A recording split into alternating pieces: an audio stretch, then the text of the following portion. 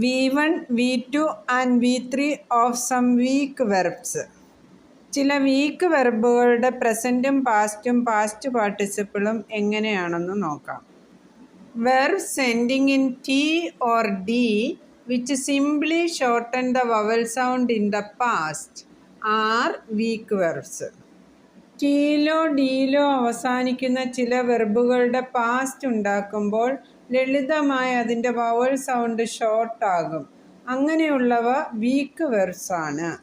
Example: bleed, bled, bled; breed, bred, bred; feed, fed, fed; lead, led, led; meet, met, met; speed, sped, sped. Speeded is also used. Shoot, shot, shot. Please like, comment, share and subscribe my video. Thank you.